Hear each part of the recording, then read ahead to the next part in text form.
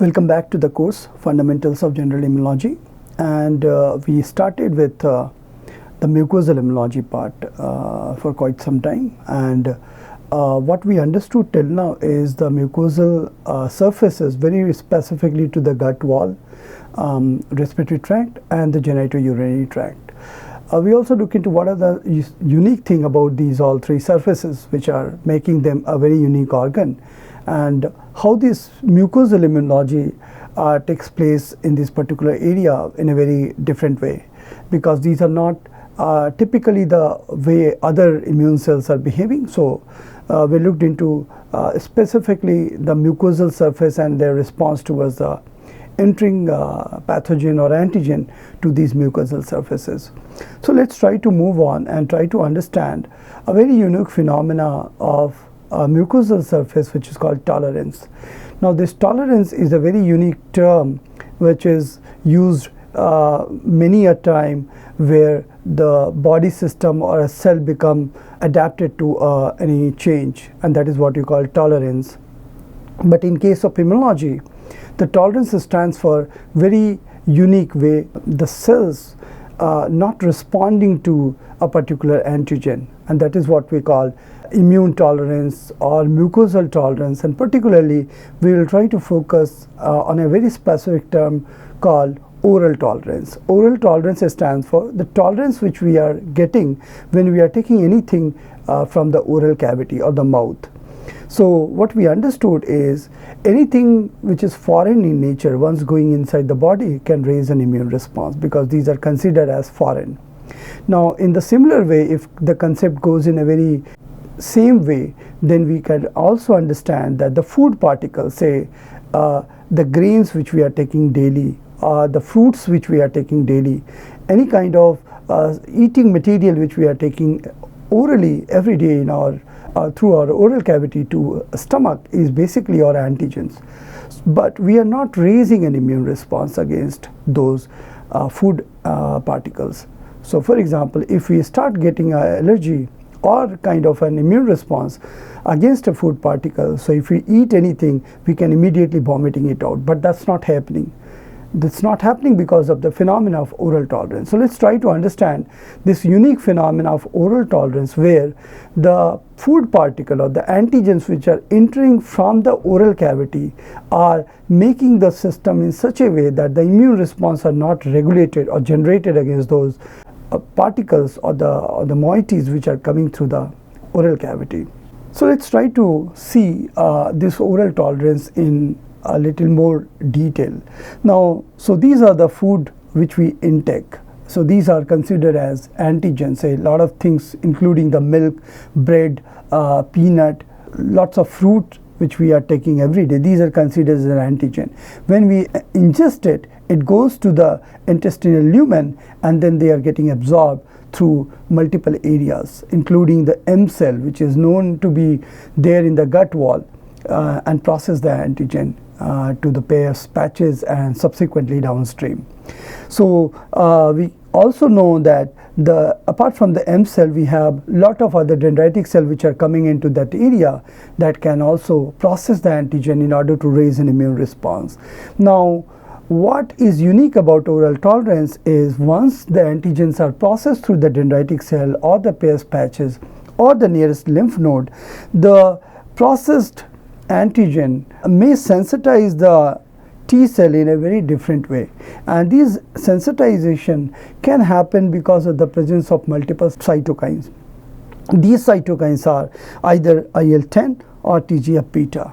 Now this IL-10 and TGF-beta can essentially convert this naive T cell population to a T regulatory cell population, and we know that T regulatory cell populations are FOXP3 positive. So these are FOXP3 positive cells. That means they can express a very unique receptor on their surface which can cause overall immunosuppression in the gut wall, and therefore we can see that there is a downstream of the immune response. In addition to that, other kind of variation that could also happen, that the T cell may become a functional deficient or may cause a phenomena of anergy where the T cell is getting deleted out.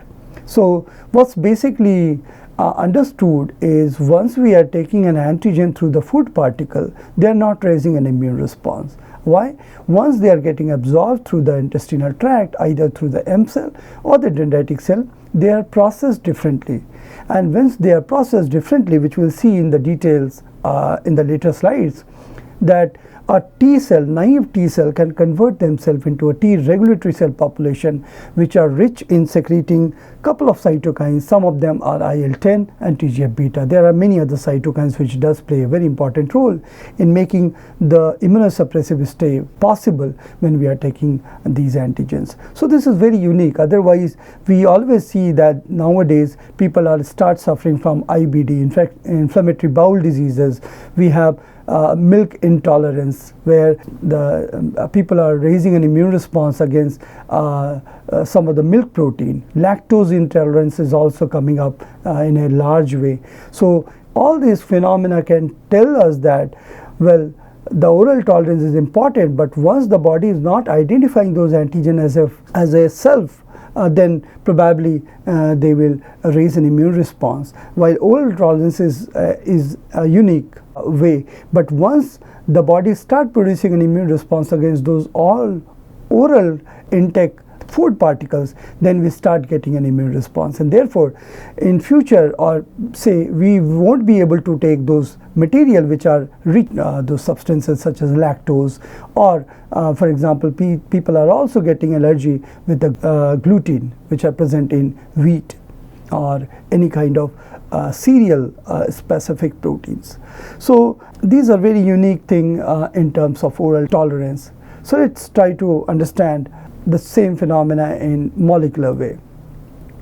So what is unique thing about this oral tolerance when it comes to the molecular way?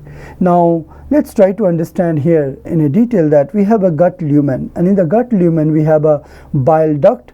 Lot of things are coming in the form of a bile acid. We are taking a huge amount of dietary fibers coming in the form of a meat or egg, or even roughages, vegetables, and then also there are useful microbiota which are present in the gut. Now these are very useful bacteria which produce a lot of substances, including vitamin B12 or some of the small chain fatty acid. These are also present. There are second degree bile acids which are also produced in a very large quantity. So all these basically are engulfed or processed through the intestinal wall, and if they are raising an immune response, we won't be able to digest this material properly. So what is happening to these all things when they are absorbed through the intestinal wall? So basically they are regulated or processed through dendritic cell, and some of the dendritic cells are called classical dendritic cell, which are present in the layer below the epidermal area. These are called conventional dendritic cells, CDC we used to call. Apart from conventional dendritic cell, we have intestinal epithelial cell, IEC, which are there, and these are basically processing all those material in a downstream way. So suppose if the cells are processed through this conventional dendritic cell DC1 and DC2, and remember there are multiple different kind of dendritic cell present in the intestinal lining. One of them is DC1 and the other is DC2. Now DC1 is basically the one which can raise a CD8 specific immune response, while DC2 is the one which can raise CD4 specific immune response. So these are just the way they are activating a different kind of immune cells. So for time being, we are just considering that DC1 and DC2, which are kind of a conventional dendritic cell, they are getting conditioned. They are conditioned because of the binding or engulfing all those food particles or food based digestible materials. We can also see that the apoptotic IEC which are there, they can also be getting phagocytosed by these kind of dendritic cell. Now there is a process called efferocytosis. Efferocytosis stands for a very specialized form of phagocytosis which is happening in the body cavity that can engulf all the dead and apoptotic cells of the human body without raising an immune response. So this is actually a very unique phenomena in human body that can maintain the homeostasis. Like every day, lot of cells are dying in the alimentary canal, a lot of cells are senescent and getting eliminated from the body cavity regularly because they had to recycle it. And we have to remember that there are two types of phenomena that's happened. One is called de novo pathway, where the things are produced right from the scratch, which is a very costly affair. But the other processes which are happening is called salvage pathway, and the salvage pathway is the one which can use the recycling process. So once the older cells are dying, then the whole material is getting recycled and making a new one out. And therefore, this kind of engulfing of the dead or phagocytosed apoptotic cells are actually not raising an immune response. Otherwise, there will be a huge kind of alteration in the immunity, because every day there are a lot of cells which are dying in a specific time interval. We have a very classical example of RBC. Red blood cell lifespan is 120 days, and after 120 days it goes to spleen, and in spleen they get degraded, and the proteins such as heme and globin part of the RBC, say globin is the of the protein and the heme is actually the iron containing part of protein, is getting degraded into smaller fraction and again reutilized for the production of new RBC. So that's happening all the time. And if there is a phagocytosis process and if there is an immune response coming out, then that's not good for the human body. So these phenomena called efferocytosis is very unique and a safe process to maintain the homeostatic or homeostasis of the host cell in order to nullify the immune response.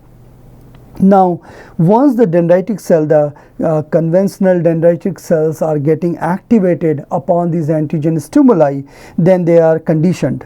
And once they are conditioned, they start getting an expression of aldehyde dehydrogenase or retinaldehyde dehydrogenase. Now, these aldehyde dehydrogenase or retinaldehyde dehydrogenase will start producing retinoic acid. And once this retinoic acid are produced, then there is a subtle changes in the structural of those conventional dendritic cells. And what will happen eventually, that this conditioned cell will now expressing the chemokine receptor, some of the unique chemokine receptor that helps in the migration of these cells into the different parts. And one of them is CCR7, chemokine receptor 7. Apart from that, they can start expressing some of the integrin receptor such as alpha V and beta 8.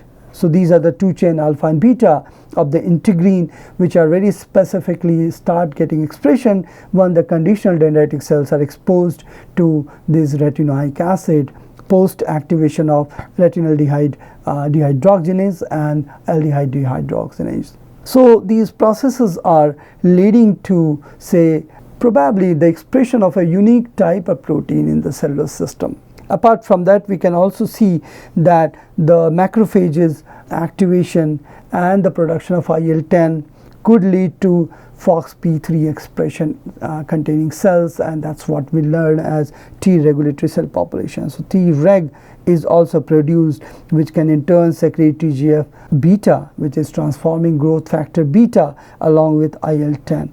Now these two cytokines can again lead to immunosuppression, as we discussed earlier also, that these are the critical immunosuppressive cytokine. What is happening to these cells, because ultimately this cell will go and start getting a sensitization to the T cell population. So they will immediately go to the nearest lymph node. So we'll try to understand what is happening to the lymph node further. So till now what happened is that once the food particles are entrapped through the intestinal epithelium, they are processed through the dendritic cell.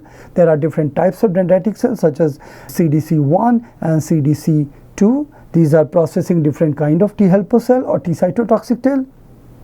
And then further, these modification of dendritic cell, because of the expression of some of the unique proteins on the surface such as CCR7 or alpha V beta 8 can help in the migration of this cell to different parts. So now what's happening, that we have this mesenteric lymph node.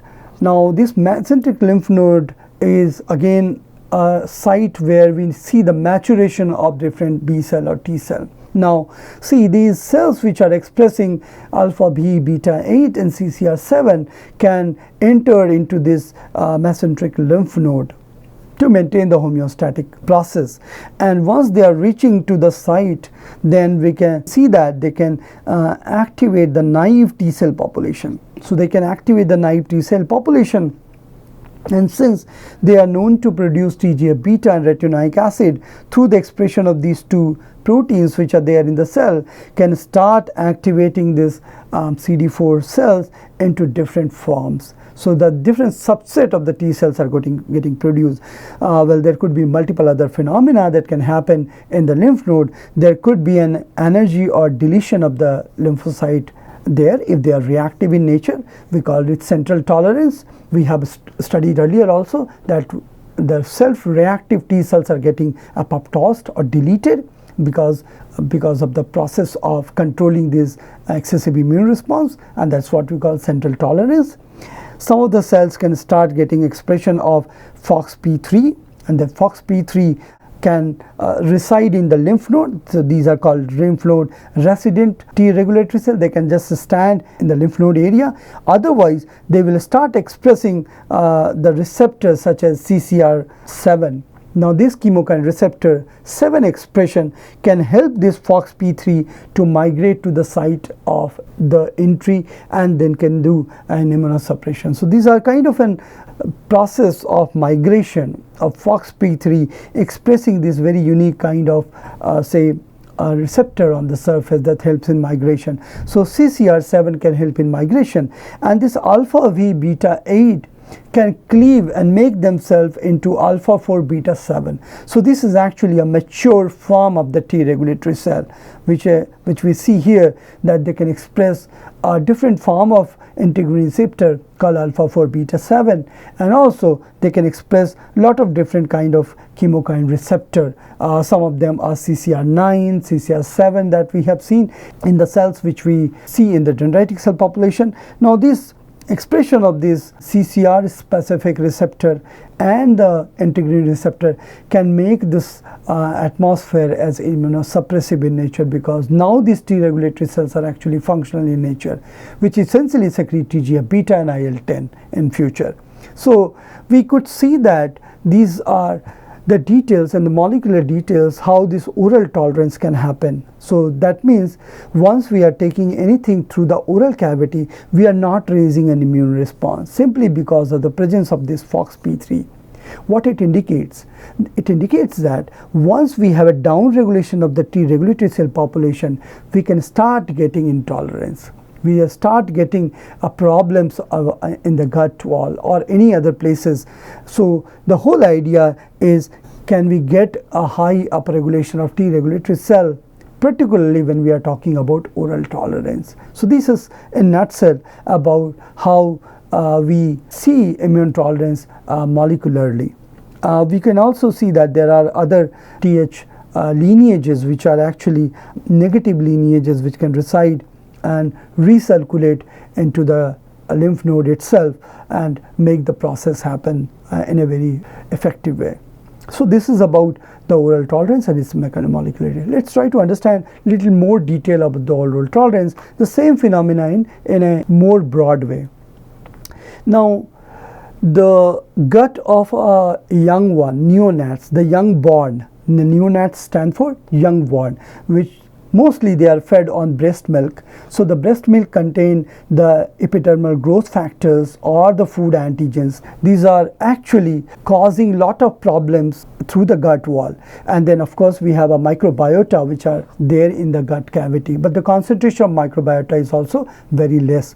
Now these goblet cells which are present and secrete the mucus can do this phenomena in a very different way. So we'll try to understand the oral tolerance, the molecular details of the oral tolerance in neonates as well as in the adult. So the neonates stand for the young ones, who are born and exclusively on the diet coming from the breast milk. So the neonates are actually fed through the breast milk, and they are producing a lot of different kind of epidermal growth factor and other things which are actually leading to lot of different kind of regulation in the stomach of neonates.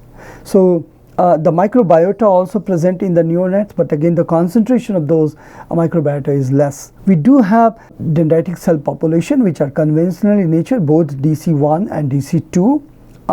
The food antigens are actually not entered through the specific receptor and all, but these are generally processed through the transcytosis. Transcytosis stands for the phenomena where the particle can be entrapped and transferred through the cytoplasm and then expelled internally. That means a protein which is present here or the carbohydrate moiety is present outside can pass through this cell, the intraepithelial cell, through the internal side by this process of transcytosis. Also the processing can happen through the mature M cell, but again the concentration of the M cells are less in neonates, particularly because they are processing the antigen less effectively as compared to the adult. And then we see that there are secretions which are coming from the microbiota, and these are actually CXCL16. These are very unique way the neonates are controlling the natural killer cell and the production of IL-4 through T helper cell 2 population. That means these cell population are getting suppressed in case of young ones because this CXCL16 are getting blocked by this material coming out or from the proteins coming out from this microbiota. That means the T helper cell population and the natural killer cell population are getting stopped because of the things which are produced by the microbiota to stop the function of CXCL16. Otherwise, this will essentially cause the upregulation of this particular cell. Again, we want more and more production of these kind of cells which are CCR7 positive and alpha V beta 8 integrin positive. So once these are produced, then probably we see that more and more T regulatory cells are generated into this luminal cavity. But again, these are very specific related to the neonates. Let's try to see what is happening in the adult.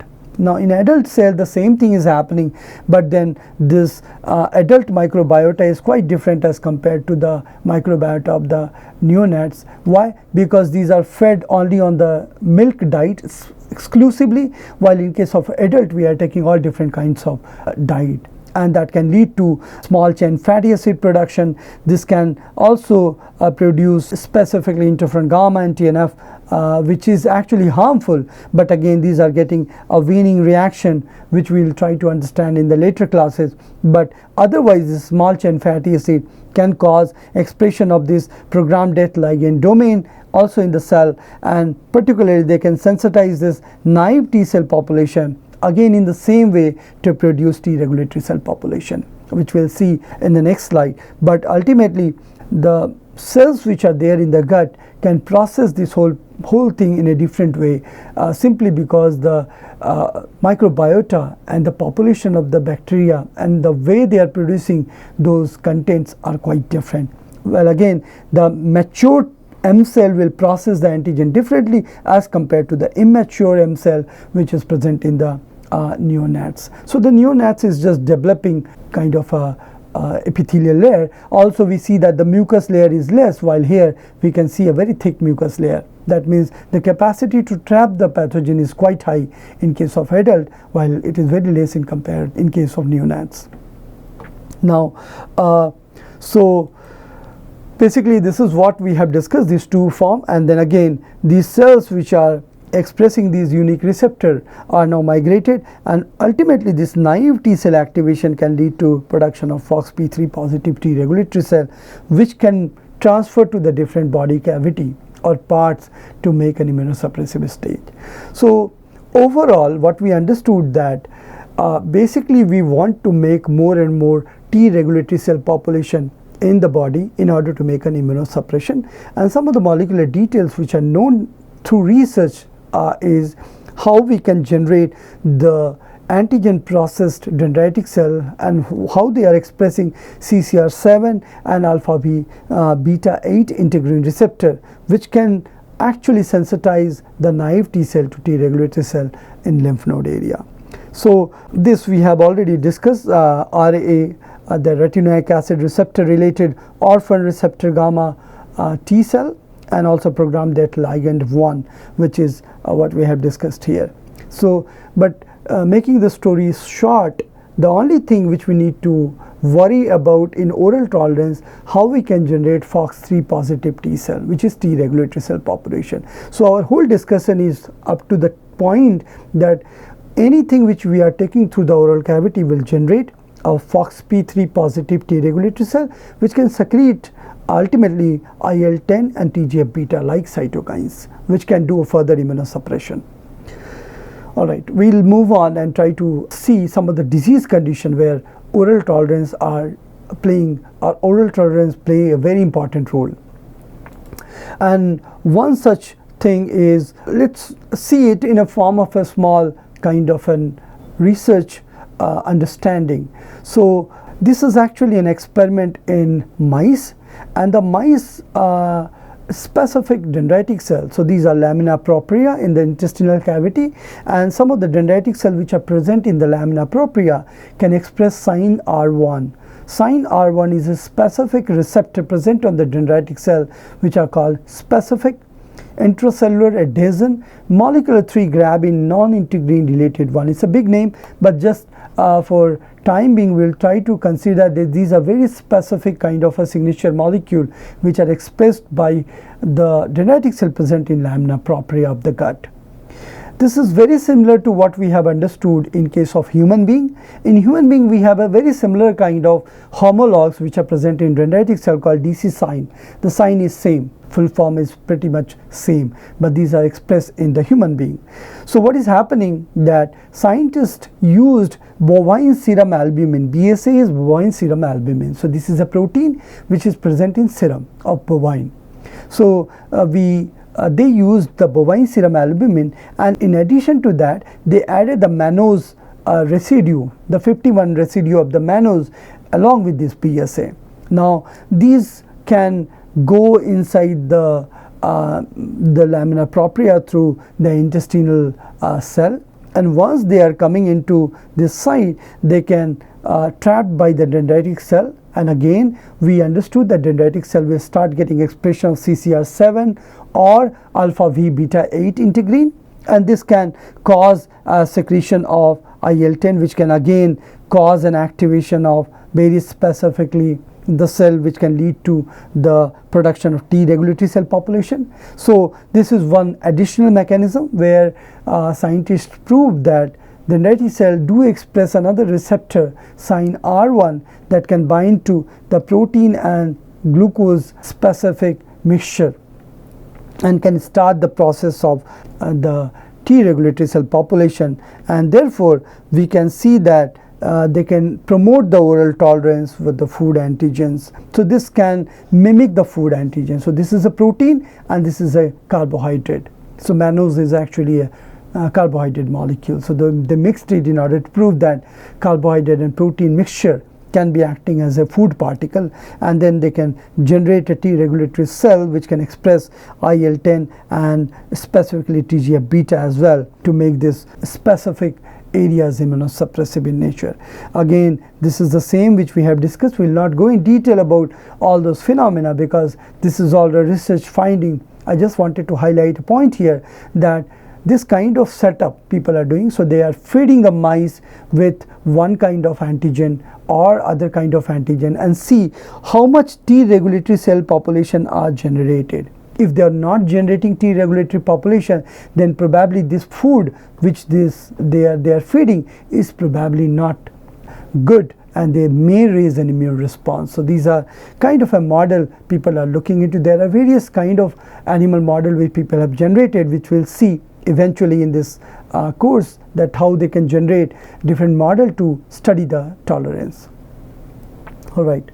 So the key molecular player which we have discussed till now is IL-10. Of course, this can suppress the immune response, transforming growth factor beta and CCR7. So these are the three molecules which we have to understand and remember as a take-home message for oral tolerance, that this can inhibit multiple things. For example, IL-10 can suppress T cell proliferation. They can inhibit the interferon gamma and IL-2 production so as to do an immunosuppression. They can cause a kind of suppressor effect. So they can suppress all the T cell effective immune response and some of the cytokines which are helping the T cell proliferation. So they can stop the T cell proliferation and IFN gamma and IL-2. They can also inhibit the co-stimulatory molecule which are required for stimulation and production of the immune response against the T cell and B cell, such as CD28 molecules. So leading to T cell energy. So basically IL-10 is very important cytokine which can do an immunosuppression. Again, TGF beta, which is again causing the differentiation of T regulatory cell, and CCR7, which is helping the migration of dendritic cell, which we have also always discussed. They are helping the deletion of the self-reactive T cell by apoptosis, and of course they can involve in either central tolerance or peripheral tolerance by doing a phenomena of homing, because these are the cytokines which are responsible for migration of the cells from one side to other side. So this is all about the oral tolerance and some of the key players. Let's see and move little ahead and try to understand it in the prospects of the disease biology. So these are some of the important key players of tolerance and the whole phenomena of oral tolerance which we have discussed till now. So let's summarize the whole story in the form of a diagrammatic representation. So the oral tolerance is again a very complex phenomena, and we could understand that it depends upon multiple factors, and one such factor is host factor. So these are the way the food is digested in the alimentary canal, how these are getting breakdown, how this enzymatic breakdown can produce a smaller particle which can be non-immunogenic in nature by processing through the dendritic cell. Say if they are not digested properly, then probably they can raise a different kind of generating different kind of immune response in the human body. There are physical barriers such as epithelium, mucus. We have discussed about galt, balt, NALT. These are all specific gut-associated lymphoid tissue, or the nasal-associated lymphoid tissue, or the bronchus-associated lymphoid tissue. These are just segregated throughout the body in order to give a different mucus flavor to the human body. Again, the innate and adaptive immune cells, such as very specifically some of the cytokines and the secretory immunoglobulin, which are playing a very important role in controlling the mucosal immune response. And of course, the overall homeostasis between the immune response towards the invading pathogen and also the oral tolerance which are coming through the food particle. Again, the environmental factors such as breastfeeding, the formulas which are coming in the market nowadays very frequently, where babies are getting food particles in the form of a formula. So what are the composition of those formula also decide the oral tolerance. The timing of the solid food introduction to babies is also critical in order to maintain the gut homeostasis, because the gut is developing very slowly, and the food which are absorbed through the alimentary canal of a young one, neonates, is quite different as compared to adult. So the sifting of the breast milk to the liquid things and to the solid requires a very stringent control on the gut epithelial wall development as well. Again, the gut microbiota, again, which will indirectly depend upon what kind of food the young one is taking. So the gut microbiota will develop gradually when the food particle is changing. So say from the breast milk we see that different kind of microbiota is coming out. When we are giving for this infant formula, the microbiota will be different, and when finally we are getting into the solid food particle, the microbiota will be different.